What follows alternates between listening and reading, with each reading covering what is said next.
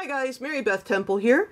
You might know me from my craft brand Hooked for Life, where we have tons of crochet patterns, or you might know me from TaylorMade Cosplay, where I design and build beautiful cosplays with a group of wonderful models. But this particular video combines both of my loves, crochet and cosplay, and we're going to take a look at the trimming for the hat that I designed that is inspired by the character of Dara on season 1 of The Witcher. Now, the pattern you can get for free by clicking on the link in the description below, and I will also have a link in the description below to check out the yarn. This is one of my favorite yarns. This is Sprout Worsted from the Fiber Seed. This is not a sponsored video, by the way. I just really like them and this yarn.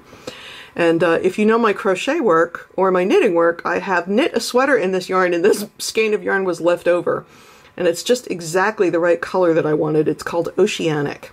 Anyway, the trim that I'm putting on here gives us some loops so that it looks like the trimming that's on the hat in the movie, which I actually think is fabric. I don't think that's crocheted. I think it's fabric, but that's me. And the stitch to make this is a little different than you might be used to. And it's also super important to get, particularly on the top half of the hat, it's super important to get it laid out in the right direction. So we're going to talk about how to orient the work to get that trim to lay where you want it to, and how to put the pins in so you can see what you're doing. So let's take a look at the trimming for the Dara hat.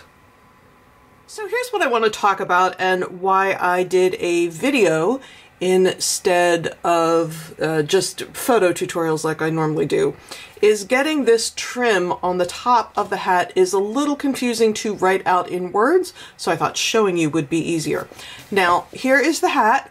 I have sewn up my brim, and I put my trim around the top edge of the brim, and then I wanted to get ready to put the trim on the top. Now, there's a couple things I want to point out. One is, when you start working your trim in this direction, it's really simple in your brain to think, I'm just going to go in each stitch above the stitch that I'm working in. The problem with that is single crochet in the round spirals. So if you go in stitch after stitch after stitch after stitch, even if you go exactly in every stitch in a column, it's going to spiral, which we do not want. So I used the pins to mark the line where I want my trim to go. I can take the pins out as I come to them, and that's going to make sure that I go in the direction I want.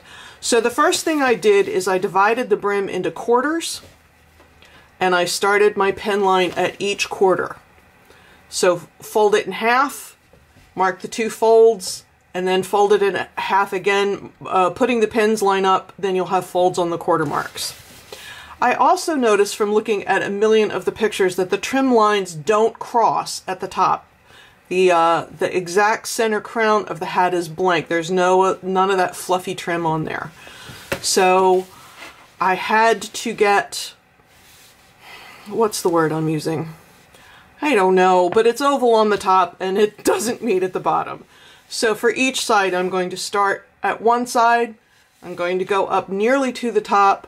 I'm going to take this curve and come down the other side. And then I'm going to do the same thing on this side. So when the hat is worn, you're going to see the 2 lines of trim, which you see in all the photographs. So when your cosplayer is wearing the hat, you want to make sure that this is the direction that you are seeing the hat. You don't want it to be worn this way, because then you get floof, where you do not want to have floof. So I'm going to move the camera so it's a little closer, and then I want to talk about this trim stitch. So the first thing I'm going to do is I'm going to join the yarn down here right under that other trim. I'm going to join that with a slip knot, which I tried to do on camera, but it is almost impossible at this angle. So trust me, put a slip knot on your hook and join with a slip stitch first. So I'm working in this direction. I'm going to follow the pins. So I'm basically going down in one stitch and coming up in the row following it. But remember, it may not exactly be the exact stitch above rather. And then to grab my yarn over to pull through and finish my single crochet, you see how I've wrapped around my finger? So now I have a loop on my finger, and I have 2 loops on my hook, I'm going to push that pin head out of the way, and I'm going to go ahead and finish the single crochet. And that's going to leave that little loop hanging out over here, which is what I want. Now, I don't feel like every single loop has to be exactly the same size. I know people that do loop stitch with rulers or dowels because they want the loops to be absolutely perfectly exactly the same size, but I don't think that's what this hat looks like. So I want them more or less the same size, but I'm not going to lose my mind if they're slightly different.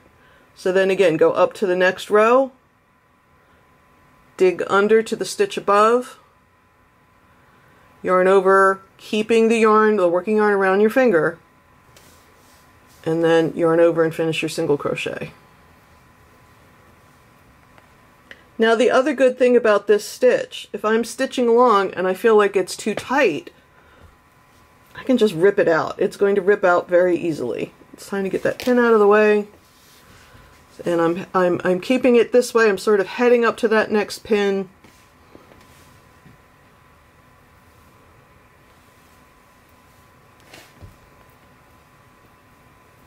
And here we go. Now I've discovered for my personal gauge, most of the time I'm starting the next stitch where I came out for the stitch previous. But again, to make sure that it doesn't get too crazy, occasionally I'm going up 2 rows, not just 1. But this is an art, not a science. You're going to make it until it makes you happy. Here it is with my little loopy guys.